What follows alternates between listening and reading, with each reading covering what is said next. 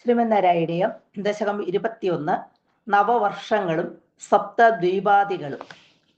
ശ്ലോകം 12.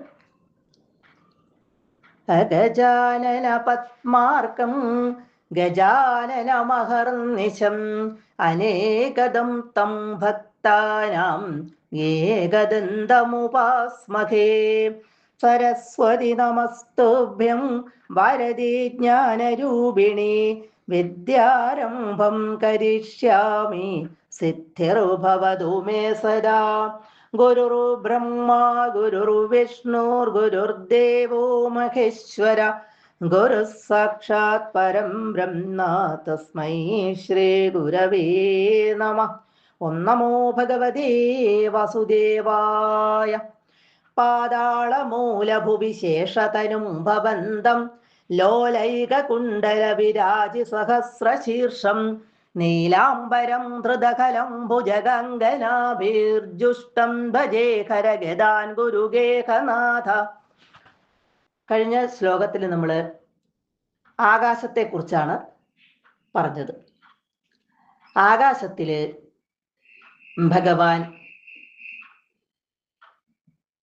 ഇവിടെ ഒരു വലിയ മത്സ്യത്തിന്റെ ആകൃതിയിൽ, ശിംശുമാരം എന്ന പേരിൽ അറിയപ്പെടുന്ന ഒരു മത്സ്യത്തിന്റെ ആകൃതിയിൽ സങ്കല്പിക്കപ്പെടുകയാണ്.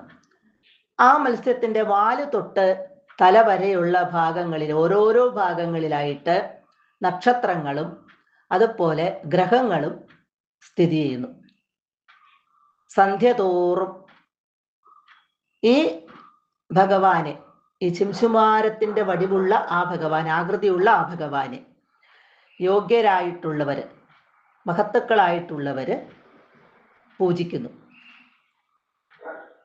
അങ്ങനെ മഹത്തുക്കളായ ഭക്തന്മാരാൽ പൂജിക്കപ്പെടുന്നവനും പാലാഴിയിൽ പള്ളി കൊള്ളുന്നവനുമായ ഭഗവാനെ ഗുരുവായൂരപ്പ, ഈ ഉള്ളവന്റെ നരകത്തിന് തുല്യമായിട്ടുള്ള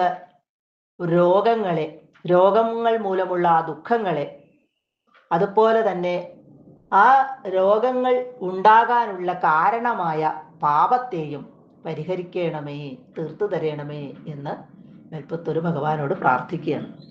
ഇനി ഏറ്റവും താഴെയുള്ള പാതാളത്തെ പറ്റിയാണ് ഈ ശ്ലോകത്തിൽ പറയുന്നത്. പാതാള മൂലഭുവി, പാതാളത്തിന്റെ മൂലഭുവി, അടിത്തട്ടില് ലോല ഏകകുണ്ടലം, ഒരേ ഒരു കുണ്ടലം, ഏകകുണ്ടലം, ഒരേ ഒരു കുണ്ടലം കൊണ്ട് നന്നായിട്ട് വിളങ്ങുന്ന, ആ കുണ്ടലം എങ്ങനെയുള്ളതാണ്?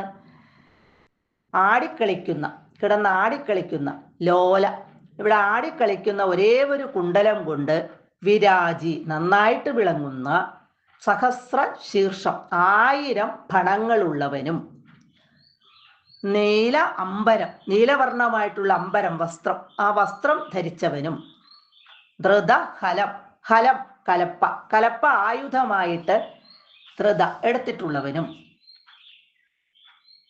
ഭുജഗ അങ്കനാഭി ജുഷ്ടം, ഭുജകം പാമ്പാണ്, ഇവിടെ നാഗസ്ത്രീകള്, അങ്കനകള് സ്ത്രീകള്, ആ നാഗസ്ത്രീകളാൽ സേവിക്കപ്പെടുന്നവനും പൂജിക്കപ്പെടുന്നവനും ജുഷ്ടം സേവിക്കപ്പെടുന്നവനും ആയ ശേഷതനും, ആദിശേഷന്റെ ശരീരത്തോടു കൂടിയ രൂപത്തിലുള്ള ഭവന്തം അങ്ങയെ ഭജേ, ഞാൻ ഭജിച്ചുകൊള്ളുന്നു. ഗുരുവായൂരപ്പനോട് പ്രാർത്ഥിക്കുകയാണ്.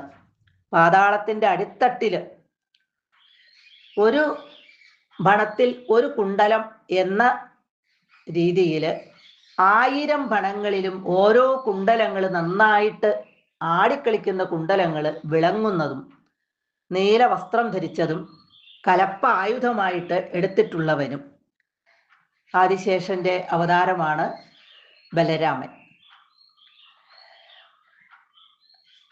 അങ്ങനെയുള്ള ആ ഭഗവാനെ, ഇവിടെ ആദിശേഷന്റെ രൂപത്തിലുള്ള ആ ഭഗവാനെ നാഗസ്ത്രീകള് പൂജിച്ചുകൊണ്ടിരിക്കുകയാണ്, ഭജിച്ചുകൊണ്ടിരിക്കുകയാണ്. അങ്ങനെയുള്ള ആ ഭഗവാനെ, അങ്ങയെ ഞാൻ ഭജിച്ചുകൊള്ളുന്നു.